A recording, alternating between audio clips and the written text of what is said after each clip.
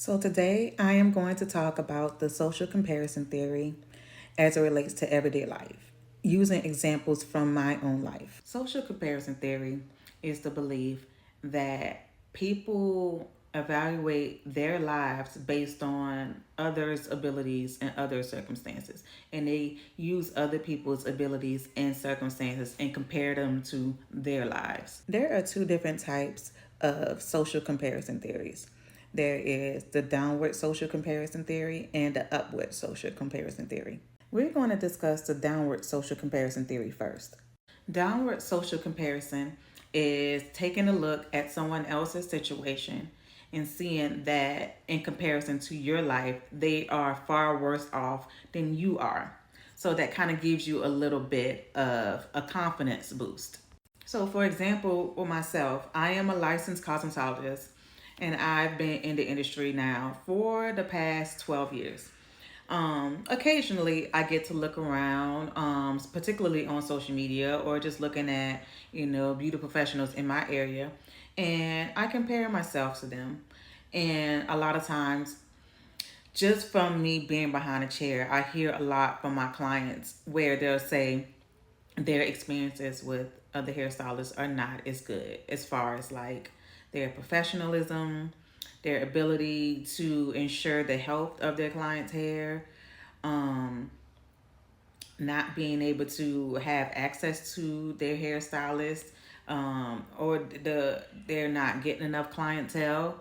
And I take those things and I look at my situation and I'm like, okay, those are areas that I'm not struggling in. So that makes me feel good. And it makes me feel good because those potential clients who could have went to someone else decided to come see me. So that makes me feel a little good. And it's not even on no egotistical standpoint. It's just that I know that I'm not inconsistent. I know that I'm not unprofessional. I show up on time for my guests. I don't cancel their appointments. Those are things I don't do, and those are some things that clients of mine now have experienced in the past, and they don't experience those things anymore.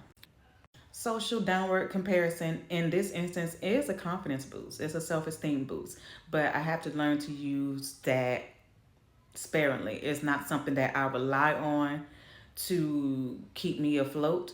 I have to make sure that I don't become complacent, and I need to make sure that I'm not using that as a measure of superiority against other hairstylists in the field. And I don't want to limit my growth because I'm constantly comparing myself to how bad someone else is doing. Let's talk about upward social comparison theory, which is the opposite of the downward social comparison theory. So, upward social comparison theory is comparing yourself to someone who you perceive is doing better than you.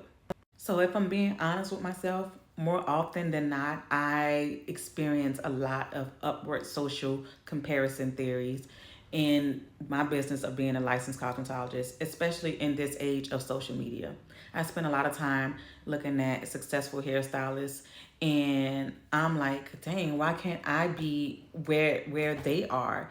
Their businesses are thriving, they are busy, they don't have to do anything else as a means of income. They can stay behind their chair and they can do other things within their hair business without having to incorporate a second job.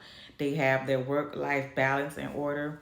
They seemingly are stress-free and they're doing great in their businesses.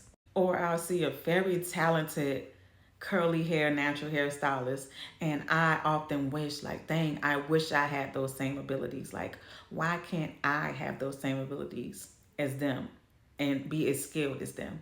Lots of times, these feelings that I have when I'm experiencing upward social comparison theory, it makes me feel like I'm inadequate in this industry, like I'm not doing enough.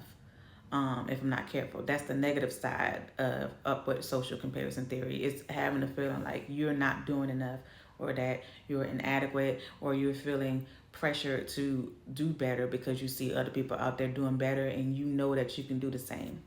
So, despite having the feelings of inadequacy, when I think about all those people who are doing so great in this industry, I turn those feelings of inadequacy into motivation to where I want to be.